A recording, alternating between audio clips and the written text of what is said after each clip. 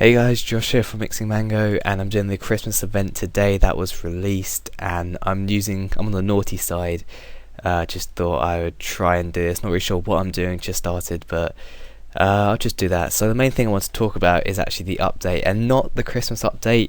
It is the stuff in the patch notes, because really, to be quite honest, there are some of the best updates of the year in these patch notes. It's actually pretty ridiculous. But I'll go through some of the notable ones. So start off with the world event. The tiers will now be unlocked sooner, so tier 2 is unlocked during phase 3 and tier 3 unlocked during phase 5. Not quite sure what the phases mean, but I think we're currently in phase 2. I think next week we'll be in phase 3, and so we can unlock tier 2. So that is quite awesome, and then we'll get the new ability next week along with some more armor and possibly larger XP lamps. We'll have to wait and see about that. Another thing with the event is actually you now get more renown from PKing and interacting with Convoy.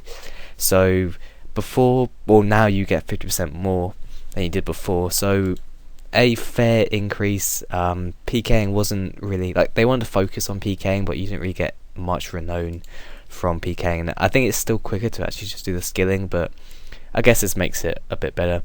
And the sacrifice ability now works with magic, so that was just a little bug which is now fixed. And it now behaves like other abilities, so it has a random damage output. Because before, I think it always used to max, or around that, it always used to hit around your max hit. But now it's a bit more random, I guess, so they fixed that.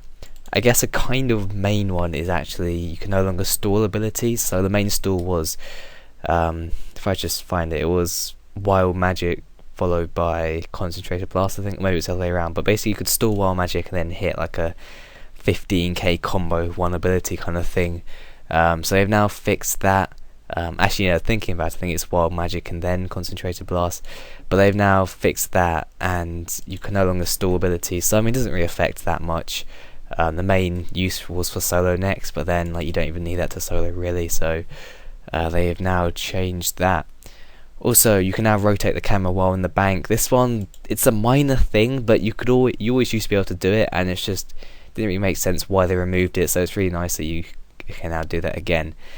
But the biggest update literally of the year, I would say, is this next one. The prayer interface now stops prayers from being draggable when the interface is locked. That is literally the best update I've ever heard of. Now I can no longer drag these prayers out while it's locked. I'll just click on them, and actually, is it even? Oh, I can't really see because the whole background is white. But you just click on them, it now just activates. No need to right click and activate like it's before, just because they wouldn't click. I'd always drag them back, and it's finally, and actually they don't even turn off anymore. It looks like. There we go. But at least you can no longer drag them. That is absolutely amazing.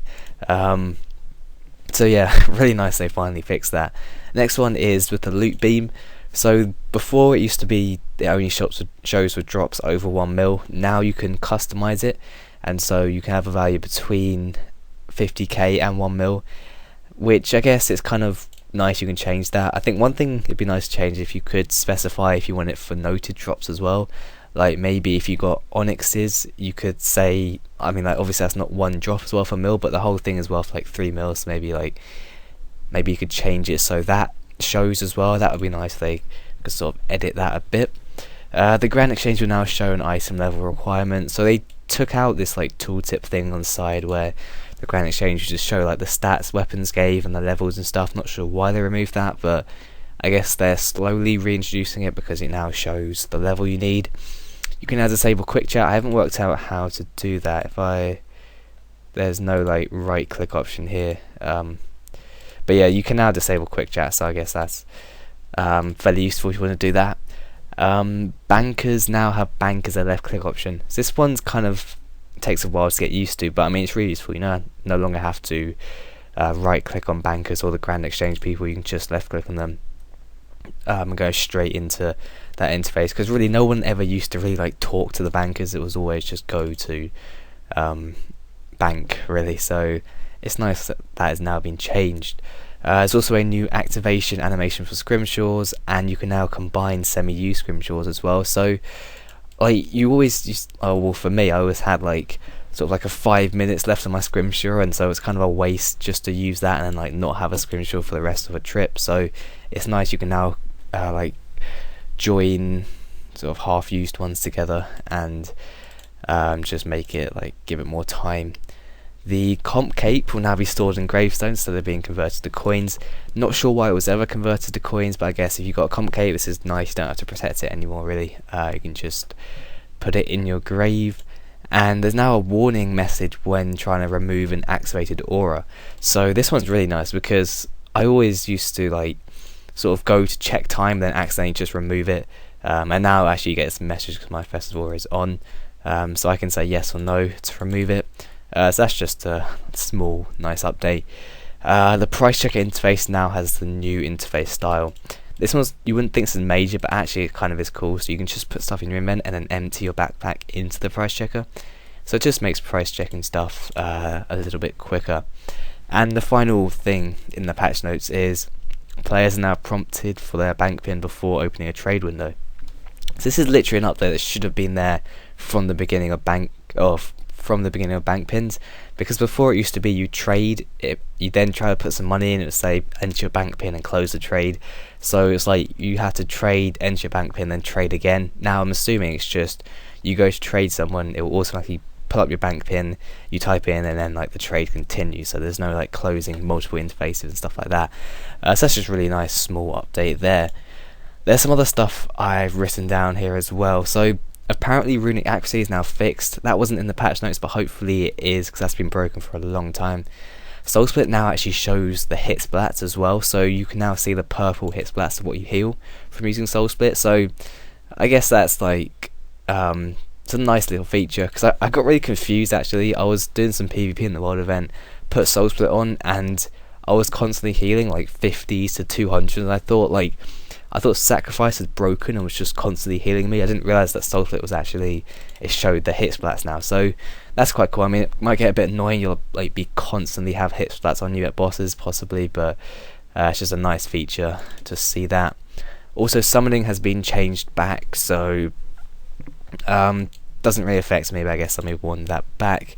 And in for FCs, firstly they broke it, so when you logged on you would automatically be logged out the FC. Now they fixed that, and also when you log out and you're in an FC, it will now you'll still be in that FC in the lobby, so that's quite nice. The final thing I want to talk about is actually Instance Next, because supposedly that is coming sometime this month. I've heard it's going to be next week, not quite sure, but I really hope it is, because at the moment like Next prices are basically at an all-time low. It's not going to drop too much further, so instancing Next shouldn't do too much damage, I would hope.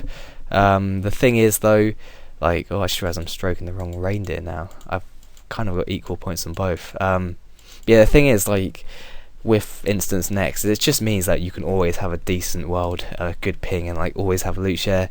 It'll probably cost something, but also it just means that like there's not actually that many teams looking for worlds when it's full. Like generally all the worlds are full, and then you might have sort of like 10 teams looking for worlds. So it's really like, if it is instanced, you'll have like an extra 10 teams killing Next. It's not gonna do too much to the prices really. So I think this update is more good than anything, to be honest. And also the new Virago week is coming out either this week or next week, so that's quite a nice update as well. But that is basically all I want to talk about, so I hope you guys enjoyed this video, and I'll see you later.